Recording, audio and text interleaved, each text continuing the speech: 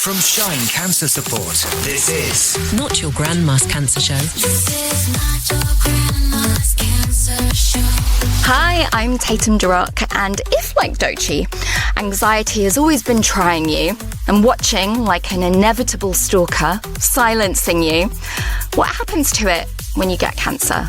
I have 3 great guests with me today sharing their experiences of how their anxiety mixed with their diagnosis and what approaches have maybe been useful or not that they've tried. So let's get to it. This is Not Your Grandma's Cancer Show. Not Your Grandma's Cancer Show. Welcome to the show, Sanna. Can you tell me, what does anxiety mean to you? For me, anxiety is like a response to uncertainty. I mean, it can range in how my body reacts to it as well. Like sometimes it's really loud. I feel like, sudden panic, fear, pit of the stomach stuff. And other times I go all quiet and avoidant. So I think, it shows up differently. Fatima, how does that description sit with you? Is it a little bit different for you? I completely agree with Sanna. The fear, the stress, uncertainty, I think that's what anxiety means to me, is not having control and just that uncertainty. Yeah. It just feels very, very real. And when you're in that moment, it's just hard to escape. I love that, like that feeling of it being real. I'd love to come back to that a bit later. Yeah. Alison. Yeah, similar. I think that feeling of like the bottom of your stomach just dropping out or the heart racing and just, I feel quite shaky. And sometimes I'm anxious about a specific thing that's going wrong. And sometimes I'm just anxious and I don't even know what is the thing that could go wrong. Yeah. But it is that fear of the worst thing happening, whether I know what that is or not. Yeah. And Alison, can you tell me a little bit about what was happening in your life when you were diagnosed? Originally, I was diagnosed as stage 3 bowel cancer, but it was downstaged after surgery to stage 2. But at the age of 39, I was married with 2 kids.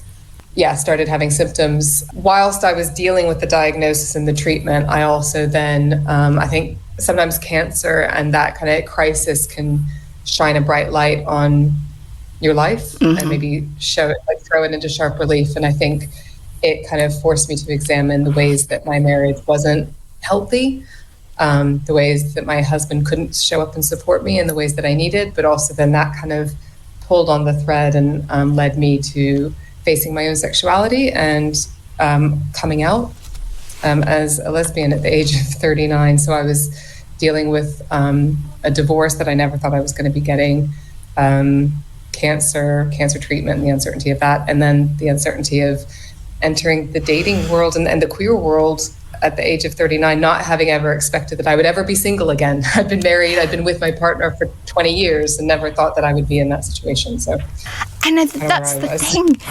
Anxiety and cancer and all these things, they don't happen in a vacuum. And like you said, when cancer comes into your life, so many things can be in flux. They can be emotion, but also, as you were saying, that like shining a bright light on actually things needing to change. So that's a huge amount going on. I know I just dealt with coming out when I was not looking after anyone else and I wasn't unwell. And that was huge. That totally overwhelmed my life. So in the midst of that, what was kind of the peak anxiety? Did you ever get to that point of like, I maxed out? What did that look like for you? I think there were a few points of feeling maxed out. So, because I think, again, like anxiety being that feeling of like fearing the worst happening, like getting the cancer diagnosis. And I think at one point, the doctors were very reticent to put any numbers on it. But when I did my research or whatever, it did look like kind of a 50-50 chance of me reaching my 50th birthday. And I had my children were 4 and 10 at the time. So quite young. And so I was facing, that was the worst thing. So I think there was that. And then when I was trying to get my treatment plan and it was being delayed, and the wheels just weren't turning at the hospital and I was just stuck there and I couldn't speak to anybody and I couldn't get a treatment plan. That was a low point. But then I think there was also a point then when I was kind of going through treatment, I was having the side effects from the chemotherapy and going through divorce. and not sure how I would afford to live and support my kids, and how do I protect my kids from the fallout of divorce while also protecting them for fearing of my health. And that was also definitely like a low point when I didn't know how I was going to pay the mortgage and support my kids as a single mother. To be juggling it, because there's financial, there's work, there's children, there's relationships, there's health. And going to Fatima's point about the realness of anxiety, sometimes people say, oh, I have anxiety, and it is absolutely a feeling, but it may or may not be about something actually going to happen. You know, it can be, I'm feeling really anxious in a very general way. But what I'm hearing in your description is very tangible, real numbers, such as 50-50, getting to 50. That's enough, because 50% is like, that's pretty good. But then 50% of not is devastating. And numbers, playing those games with your mind, how were you able to kind of pull apart the things that you were like, okay, this is real enough that I'm giving energy to, and this is maybe parking it for another day, or did it all just come at the same time? I think Fatima and Sanna both also spoke to that issue of control, or the lack of control as well. So I think that you also had these numbers and no control over them. And I think there was also an element of, I've had anxiety before cancer, but sometimes that anxiety would be about people not liking me, or a work email, or missing a deadline, or something like that. And I would always, some of the coping strategies I had for that was like, okay, well, look around the room. Is there a lion that could eat me? No, I'm fine. I'm safe. And to ground myself in my security and my safety, and then kind of keep perspective over the things that were causing me anxiety. But then again, when you're dealing with cancer, it's like, no, this is the thing. Like, this is actually, it's not a lion in the room that could kill me, but it is something that could kill me, that's in my body. And I have no control over getting it out of my body right now. And there's nothing I can do right now. I can't get it. I can't get my specialist nurses on the phone. I can't, so that reality, Fatima, I totally, that resonates. And so in some ways, I think some of the things that worked for my anxiety in the pre-cancer life, I just felt like, well, that doesn't work. Yeah. But I think in some ways as well, there were some things that like I could pull in that did work to just ground myself and okay, like what can I control right now?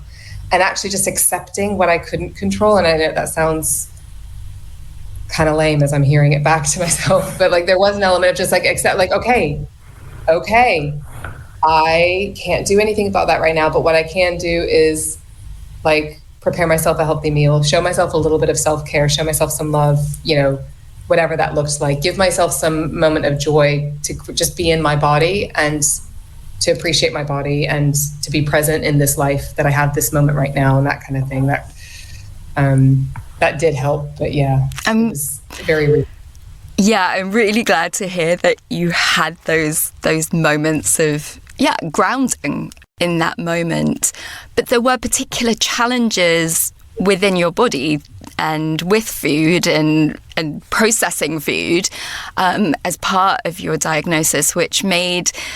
Because I think that's also the thing is you can't just step out of your body for a couple of days and take a break, whereas like if work anxiety got too much, you're like, oh, well, maybe I'll take a couple of days off, or, I'm not going to work over the weekend. I'm not going to think about it. But actually, when it's to do with your body, can you tell me a little bit about the having to sustain that on a daily basis? Yeah, so that was tricky because I was having active symptoms. So bowel cancer, I had blood in my stool, which prompted me to go to my GP, was referred for my colonoscopy. And before the colonoscopy, I had to go on a low fiber diet. At the time I was vegan, so I ate a lot of lentils and beans as sources of protein, a lot of whole foods, actually quite a healthy diet, actually, like a diet that they actually would advise you to have to prevent bowel cancer. I was living that diet. And then suddenly I had to go on a low fiber diet, white bread, processed foods, a lot of heavily processed foods. My nurses at the first hospital actually recommended like pot noodle. So I was eating a lot of like instant pot noodle, which was actually the sodium was getting to me. I just didn't feel well in my body. And also then I think even the low fiber diet, which was really necessary to avoid a blockage that actually would have required emergency surgery and would have negatively impacted my chances. So it was important to go on a low fiber diet, but I was actually finding it also exacerbated my symptoms. So I was having much more blood and much more discomfort. And so, yeah, every time I ate, like even when I tried to nourish my body, every time I ate, it was really uncomfortable and a constant reminder of what was happening in my body, that I had this, what was called a bulky tumor. I had this bulky tumor that was like half blocking my bowel. And that fear as well, that anxiety of like, if I do have too much fiber, if I do break down and eat some vegetables because I crave it so much, there is that risk that I could actually have a blockage. And one of the things that I did see that distinguishes anxiety from panic is the ability for it to be long lasting. And that's really what you've described there. Like every time you eat, every time you go to the bathroom, there is that reminder, but also that, you know, it doesn't go away. And the things that you would have done, because I think that's also the thing, is the coping mechanisms from before, sometimes they don't work, but the things like, I'll make myself a nice meal, I'll eat something really lovely and healthy, and you don't get to have that. And the other thing that I hear in there, I'm maybe extrapolating a little bit, but sometimes eating food that is a bit processed, and that can affect your mental health too. Especially if you're on if you're on like a high fruit and vegetable diet and everything like that, and like there are links between kind of fruit and vegetables and mental health and depression, you know, like and to suddenly any sudden lifestyle change like that is going to have an impact, and my body definitely was not loving it. So I did end up having to find, and I had to track my fiber very carefully to find ways.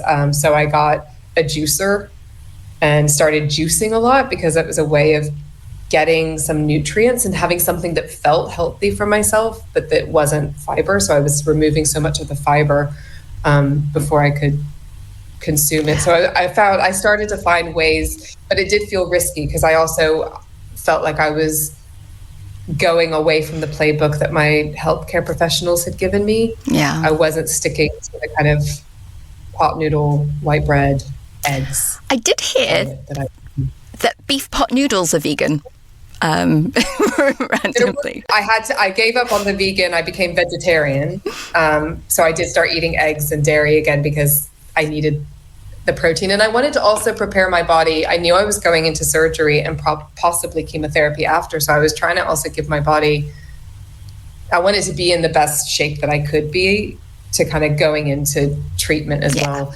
And to go from my original diet to suddenly change my diet so drastically overnight, it did feel just icky in my body. And I did feel quite like lethargic, and like another thing that control had been taken away from me. Yes. There were all these things, like even preparing myself with simple food, knowing when I was going to go off work, like all of the things that I could do normally. It's like, okay, well, what's in my control? What's in my sphere of influence? And let me tackle those things. And that gives me that dopamine hit or that sense of control, even if I know that in life I don't have total control.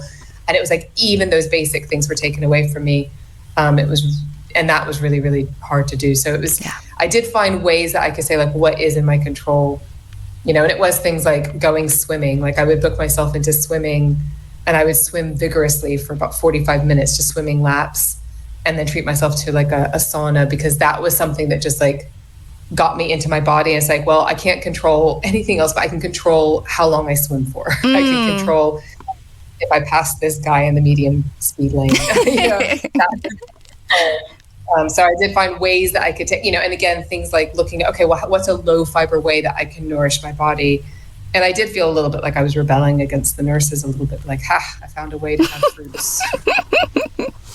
I can totally see that. Thank you, Alison. And we're going to talk a bit more about those things, taking over that guy in the medium lane that actually that we found helpful, things that maybe we tried that actually didn't work for us. So thank you so much for that. Fatima, I'd love to bring you in here.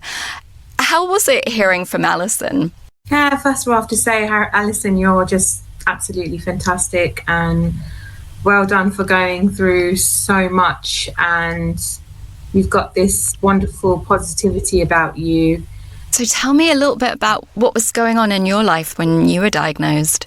I'm a mum of three, diagnosed when I was 33, and anxiety had always played a role in my life prior to diagnosis. So a lot was going on beforehand, and it was a really difficult couple of years trying to navigate a lot of changes, and it was almost like, well, here you go, here's some cancer, just as a bit of a cherry on the top, throw that into the mix, and here, deal with this as well. So I was diagnosed with grade 3 invasive ductal carcinoma, so breast cancer.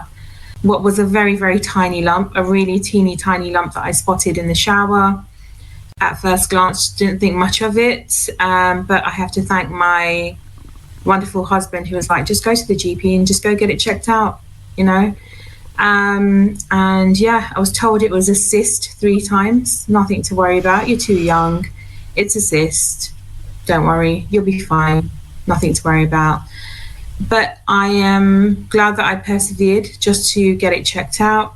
Ended up having a biopsy, and that tiny teeny lump turned out to be 27 millimeters of grade 3 breast cancer. So yeah, it's definitely been, and I hate to use this word, a journey. Oh, the J word, yes. The J word. Don't we? Yes. So kind of harkens back to what Alison was saying, kind of there's different parts of it. So there can be a bureaucracy of being diagnosed, and where am I in the plan? What is going on? Doctors changing their minds, or what I could hear in there. 3 times you were told it was a cyst. So then when you are told something again, did you find that there was an anxiety of, are they sure this time? That doubt, that uncertainty that happens when you've had to persevere. And then wondering, as you were going through treatment, did you feel like you needed to keep persevering? Being initially told and kind of reassured by the GP that it does seem like a cyst, you're too young, you've breastfed your children, you've had your children very young, you've done all the right things, so it doesn't seem like it is breast cancer. At the back of my head, I always thought, actually, could it be cancer? At first glance, I was like, no, I'm reassured, but you know what, let's just persevere, carry on, let's get through. That type of anxiety, the reason why I said it was so real is because you are literally in fight or flight mode. Fight, flight, or freeze. So you are literally fighting for that diagnosis. You are fighting to get clarity of that diagnosis. You are fighting for the right treatment decisions. You are fighting, and it's a continuous fight. Even when you're on that pathway of treatment, you are constantly thinking, is it the right treatment? Is it the right thing that I'm doing? You're battling all of these side effects. So it is a constant fight. And that anxiety doesn't go. It does increase, unfortunately, throughout the time. And it kind of comes up and it shows, and it just portrays in such different ways. So very physical ways, emotional ways, lack of sleep, lack of control, anger, frustration, sadness, even moments of euphoria, which are actually underlined with anxiety, because those moments of euphoria are kind of like that mask that you've put on to say, actually, no, I've got this in control. So what? I've got a bit of cancer. You know what? So many people are diagnosed. 1 in 2 people are diagnosed with cancer. I've got this, and I'm going to fight this. But deep inside, you're like, am I going to die? Am I going to leave my children? Am I going to leave my family? Am I going to go out without having put on a proper fight? Those are the biggest questions that a human can be wrestling with. And the layers of anxiety inducing things that you're dealing with? And I can see, as you were talking, Alison and Sanna just nodding like yes, with that real understanding of the complexities of that. You mentioned the different ways that anxiety shows up. How did it show up in relationships? Did you find that your anxiety sort of spilled out behaviorally? It showed up in many different ways. And relationships are so difficult to navigate because you are going through so much and you are really trying to take it all in. And then you're having to deal with the feelings of the loved ones around you, the feelings of those that are there for you, or even the feelings of those that say they will be there for you and then don't end up showing up. You're dealing with so many different dynamics in relationships, and I feel that people don't understand because they would have to have cancer to truly get how you're feeling. And you do not want your loved ones to get cancer, so they won't truly understand exactly what you're feeling because your thoughts are all over the place. You're managing everything pre-diagnosis, and then you're managing your whole treatment plan, you're managing your whole family, whatever your life was like, you have to keep going. And it came out, unfortunately, in some ways as anger, frustration. I really appreciate Alison sharing, such a sensitive topic. And I think it can either make or break a relationship with a partner. I'm very, very thankful for my partner. My husband has been my rock, and it has truly brought us closer together. And there was a lot of frustration, don't get me wrong, because roles were reversed, or, I went from being a very, very independent woman to having to rely on all those around me. Another person, my mother, who has been my absolute everything throughout this whole healing process and still is to this day. And it was me that was there for her. So there was a lot of guilt. I think that comes with it, that with anxiety as well. You can associate the feelings of guilt as well. It's a lot. It really is a lot. And I had to really take that time to process and understand. Sometimes I have to put myself in the other person's shoes and not always be selfish or play that cancer card and think, actually, you know what, these people are here because they love me and they care for me. And although I maybe don't want them to be here right now, I don't want my gorgeous, lovely 3-year-old jumping on top of me and jumping on top of where I had surgery. But he loves me and he is my true ray of sunshine. So I think it's taking that moment to understand as well, really reframe your thoughts and understand that these people are here for you because they love you and care for you. So take that time. Yeah, I love that you said that. And it is actually really hard to do when you're anxious because we're being flooded with adrenaline, and adrenaline is quite a disconnecting hormone going through our body. It's designed for that fight, flight, freeze, submit, fawn, flop, all of those things. And on a very physical level, it's designed so if we were running away from danger and we stubbed our toe, we wouldn't be like, oh, ow, ow, ow, right? Which is why when adrenaline is going for a good reason, you're out on a, night out or something dancing, and then you wake up the next morning, you're like, where did I get that bruise from? But you didn't even feel it because it was like kind of good adrenaline. But when it's adrenaline that's constantly there, like you were saying, constantly being triggered by the next thing, on multiple levels at the same time, that adrenaline is designed to make us reactive. It's designed to make us disconnect from our bodies, from our feelings, and to some degree disconnect from other people. So as a human, as a species, as an animal, we save ourselves. And so I can just imagine actually to be able to go, oh, how might they be feeling, is actually overriding all of that chemistry in our bodies, all of that adrenaline to get to that point. No small task. So I just wanted to kind of flag that why it's so tricky, right, to handle it is because it's designed to keep you in that heightened place. Everything is telling you, don't relax, don't tune in, don't connect, stay safe, stay separated.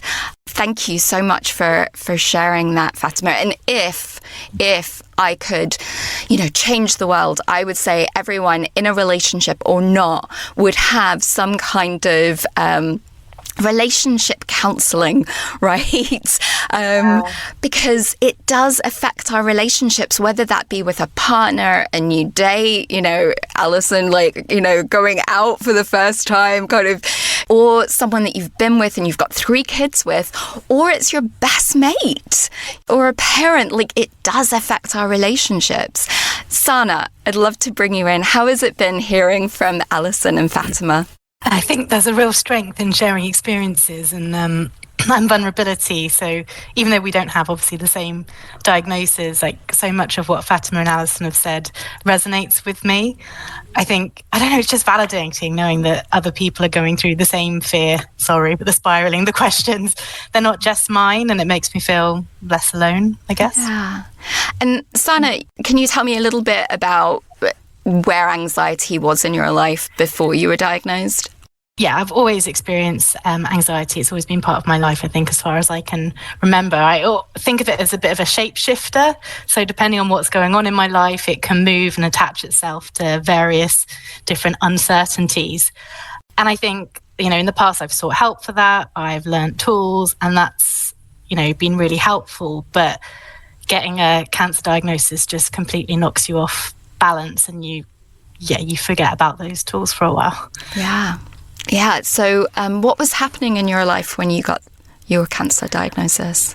So I was 37, busy with work and social life. I'd recently walked a marathon. Wow. I was planning to do more. Well, we were the slowest group, but we did it. We finished. Very impressive. Thank you. And I wanted to do more, but I was having, I would say, low-level symptoms that I didn't realise were symptoms. I loved going out walking my dogs, went swimming in the local river, and I was planning to have a baby, and I'd started exploring fertility treatment. Well, more than started. So I'd, as I said, I'd had symptoms for a while, 2 years actually, since the first symptom presented, and I'd been to see GPs, and they weren't worried, and I just thought they could easily, the symptoms could be easily explained away. It's stress, or it's IBS, or that sort of thing. And it wasn't until I actually started fertility treatment that the fertility consultant said there was something wrong, and that kick-started my diagnosis. Yeah. When you got that diagnosis, did anxiety affect your relationship with your medical team? I think I lost trust in my initial medical team, I would say, with the NHS. And I've always, great admiration for the NHS. I still use the services, but it had been a 2-year, wait to diagnosis, and it had been really stressful experience. And so I was really lucky to have private medical insurance available to me through work. So I think after I was told I had cancer, I decided to go private, and so it's been a quicker experience, I think, in some ways, but I wouldn't always say easier. Like I said, I was misdiagnosed, and then sort of a few weeks later, the pathology results came in. I was re-diagnosed with a rare cancer called peritoneal mesothelioma. So it sort of affects the lining of your abdomen. Because I'd been misdiagnosed with, I think, first of all, it was primary peritoneal cancer and then ovarian cancer. Because peritoneal mesothelioma doesn't have the word cancer in it, I think I felt like a sense of relief. I didn't understand the full weight of what the diagnosis meant. And I was, I think, high anxiety at that point. I wasn't able to take it all in. My oncologist is amazing, but I really controlled, talk about control, I really controlled the flow of information. So, my sister came with me to every appointment. She became my brain. She took on all of the information. I just couldn't process it. I couldn't really say the C word. I didn't Google anything. I just went off the limited information that I was given, and I was constantly looking for reassurance. And I think that probably lasted about 5-6 months, and I was, coming to the end of my chemo treatment. And I can't remember exactly what happened, whether I saw something online or not, but I suddenly realized that the cancer I have is incurable. And it was like a light switch going, and I just wanted to know everything. I needed all of the facts, and actually knowing everything became more reassuring than having my head in the sand. So I don't know what was going on there, but yeah, that's how it sort of happened for me. And I didn't even want to join any support groups to begin with. I really pushed it all away. And then I've sort of gone the other way, and I want support, and I want to be involved in groups, and I want to advocate, because the cancer I have a rare cancer within a rare cancer, and it's usually associated with older men and affects the lungs and mines in the abdomen. And it's just, I need to do something positive with it. So I almost, here and there, like there was this shift. So there was, so the anxiety was almost like there was an overload of bandwidth. So you kind of mentioned not being able to process. But then almost when you got the incurable, when you started to realize what was, going on, almost the anxiety became energizing in terms of, okay, so now I want to know these things. Now I want support. Now where do I get it? How do I advocate? It's almost like a real shift. Do you think that some of that energy comes from anxiety, or do you think it comes from different things or a variety of sources? I think it's channeling my anxiety, and I can't just sit with it. I can't just, I suppose, again, comes back to that uncertainty. And I think, Alison, you mentioned to think about numbers. I can't think, do I have 1 year? Do I have 2 years? Do I have 5 years? I have to do something that takes my mind off of it. I think that's why it kind of went the other way. I mean, who knows? I mean, sometimes I go too far and I have to switch off everything again, like switch off social media and come off it. As we go towards the part of the conversation when we're thinking about what's useful, I mean, the things that I can really hear already are kind of like, okay, where can I find control? What things can I do for my body? What Fatima was saying, how can I actually acknowledge the weight of what is being held? I wonder, in there, thinking about, is there anything about anxiety which is useful? And I'm thinking about kind of, does it give energy sometimes? Does it give direction sometimes? So yeah, I'm curious. You could be like, no, that's ridiculous. I'm just wondering if I can come to Alison and then Fatima. For me, it did give energy, and I think if anything, it was finding a healthy way to direct the energy, especially when what I initially wanted to do wasn't available to me. So I think, Fatima, you mentioned flight, fight, or freeze. Yes. And I think even in that, like it does give you the energy to do any of those. And even freezing, you think that kind of dissociation, that kind of freezing, that kind of numbness, that doesn't have an energy to it, but it actually does. Like in an animal, when it freezes, when it becomes unfrozen, it shivers, it shakes. Like our bodies have to process it. There is a physical, there's an energizing element to anxiety. And I think finding the right way to direct it was the challenge, because I think what I wanted to direct it towards was control in a situation and in a life that doesn't guarantee control. So I think I had read that from Brene Brown had talked about the near enemy. So the opposite of love is hate, but the near enemy of love is apathy. So it's something that can look a bit more similar, that doesn't look like the complete opposite, but is actually really undermines the thing. And the near enemy, she said, the near enemy of connection is control. And you can't connect with a person that you're trying to control. You can't connect with something you're trying to control. And I realized that every time I had the urge to control something, I tried to lean more into connection. So if I wanted to control my life, how could I connect with my life and be in my body and notice, like, I mean, like literally like walking the dog in the morning, the way the sun would hit the lavender in the local park and the way the bees would swarm around the lavender, like just to connect with the present moment. So yeah, there was an energizing element, but it was just how to harness that where it was helpful, as opposed to just, you know, almost like a fly caught in the house that keeps buzzing against the closed window when there's an open window right next to it. I think I was a bit like that. There was a lot of energy, but it was going into bouncing against the closed window. Yeah, I love that concept of the near enemy. And actually, and the other word that you used was harnessing. And it is this process, right, of, okay, this is how I'm feeling. Can I harness it to figure out what it is that I need in this moment? What will make this, you know, whether that be reaching out for support, being around other people, you know, coming along to a Shine program, for example, or whether that is thinking about, oh, am I hanging on too much to control? You know, and that is so tough. And we talk about this in the programs because we have a diagram called circles of control.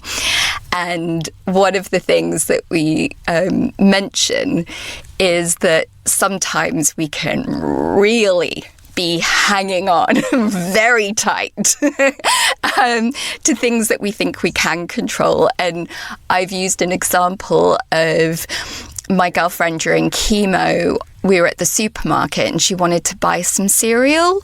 Quite an innocuous thing to want. I almost lost it. It was a really big box of cereal. It wasn't going to fit in my cupboard. Why was she keeping it at my house? We weren't living together. I don't want that cereal in my cupboard. And I lost the plot over the cereal, which in hindsight, it was nothing to do with the cereal. You know, she had done other annoying things that I'd probably let go, but the cereal was the tipping point. And so I really like that idea of when we are losing it over things that we can't control, actually thinking about connection and thinking about, the opposite of that adrenaline is that sensory connection. When you were describing, what's outside, what you can hear, what you can smell, what you can touch, what you can taste, all of those things. Fatima, is there something that you found, that you've experimented with, that you found quite useful or quite not useful, actually? You're just like, I'm not doing that again. I mean, I just have to pick up where Alison has left off with the connection. I mean, I cannot... You just worded it so beautifully, Alison, honestly. Seeking connection is a really important part to dealing with anxiety, stress, and uncertainty. And I think that we have to stop isolating our feelings and really do find a platform to share it. And I guess that is where Shine does come in. It's a fantastic platform to be able to share with like-minded individuals who know exactly what you're experiencing and what you're thinking. And it doesn't always have to be a support group. It could always be a professional. Therapy is an incredibly important tool, and I've learned a lot from therapy. And also just from the online communities, from people around you. One thing that I came across a quote before my pre-diagnosis, but again, a very difficult time. And it was learning about the term called glimmer. And again, really does resonate with what Alison was saying, is that we're so used to looking out for our triggers. As you just mentioned, Tatum, you had a bit of a trigger over the cereal. So we are very used to, as humans, we're just inclined to focus on our triggers. But we need to focus on the word that is opposite to a trigger, which is a glimmer. And in those moments when you see a glimmer, you want to make yourself feel joy, happiness, and you want to focus on your gratitude for life, for what really means to you, and this too shall pass. And once you train your mind and your brain to look out for those glimmers, those tiny moments will start to appear more and more. And like you, Alison, again, to do with nature, I saw a ladybird on my car the other day, and it was just moving so peacefully across my car, and I just kind of fell into that moment. It helps when the sun shines as well, doesn't it? Yeah. And I just focused on that moment. The birds were whistling in the background, and I just took a deep breath and said, "You're going to be okay. There's a lot you can't control. There's a lot that will take over, but you're going to be okay." Embrace that uncertainty and make it part of your life, and say, yes, this is difficult, but I will be able to handle it. I'm going to take that moment and I'm going to take that breath and I will handle it. And use anxiety as a signal as well. Use it as a tool for, do I need to change? Do I need this person in my life? Do I need this headache? Do I need to see all these emails before I go to bed? Or do I need to answer to every single person? No. Use it as a signal. Create boundaries, healthy boundaries, and address the fearness that you have, address the worries that you have, and know that it will pass. So, yes. Yeah. In the beginning of the conversation, we were talking about the layers that were going up, one thing on top of another, that in terms of the complexity, the bureaucracy, mortality, dealing with relationships, dealing with uncertainty, and then having other things in our lives that need our attention in terms of relationships and all of that. And I wonder if on the other side of it, in terms of what can help, there is also layers. Because I think sometimes when you're super everything is going on, you can just be like, I'm looking at a rose, but I am not grateful, because actually the adrenaline is there. And I'm wondering if there are steps that get to that point that actually, because I am a rose sniffer, I'm so with you on that. And I've found some really horrible smelling roses as well. Some of them are not that nice. But it's in that, being in that sensory moment, but thinking about, okay, if those glimmers are not available, then maybe it's another step to get there, to get to that fun and that joy. We're kind of talking about connection, maybe not feeling alone. And I wanted to bring Sanna into the conversation here. Sometimes if it is so physical and it's in your body and it's in, maybe disruptions from hormones and treatment, that maybe it's also a medical course of action in terms of harnessing. So Sanna, I would love your opinion or your thoughts on this. There is a lot of a shame, I think, around taking medication for anxiety. You see it a lot on social media. And whilst other tools, I find breath work really helpful and meditation are great, sometimes you do just need medication, and that's okay. Yeah. And you can stay on it, you can come off it, come and go as you please, whatever works for you. But I think it's really important that sits alongside other avenues of support for anxiety, and isn't something, it's not one or the other. They're not mutually exclusive. They can sort of work hand in hand. And that's what I've found really helpful. Yeah, absolutely, myself included. And I think that's the thing is, we all end up figuring out the little places that work for us, but also maybe it's equally as complicated when we're kind of putting it back together and trying to figure out what is it that we need first. Taking anti-anxiety medication made the world of difference to me. often they didn't want to, they're like, oh, we don't really want to be giving this out. And I'm like, just give me an hour freedom, from just let my body relax. Like, I know, as a relaxation expert, I know all the things to do, but sometimes I can't do them.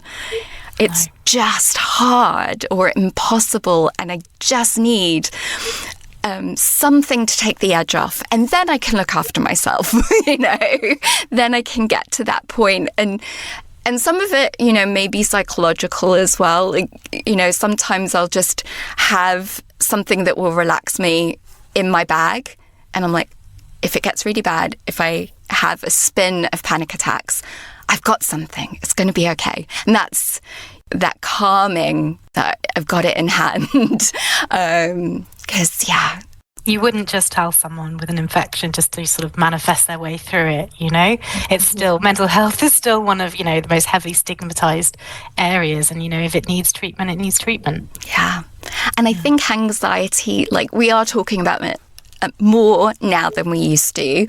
I'm glad that Doechii is singing about it, although it's like everywhere right now. Thank you so much to all of you. Really appreciate everything. And you've given me things to think about, and that's what I love even more. I know in the middle of the night tonight, I'm going to be thinking of near enemies and how to really connect. So thank you to all of you. And thank you to all of you listening. We really appreciate you. And to Radio Facilities for sponsoring our podcast. And get in touch. Come along to a Shine meetup, be around other people where we get to share our anxiety and not feel alone with it, and connect by all the different ways, weird and wonderful and really annoying, that it shows up. So head over to shinecancersupport.org. Till next time. Bye. This is not your grandma's cancer show. Not your grandma's cancer show.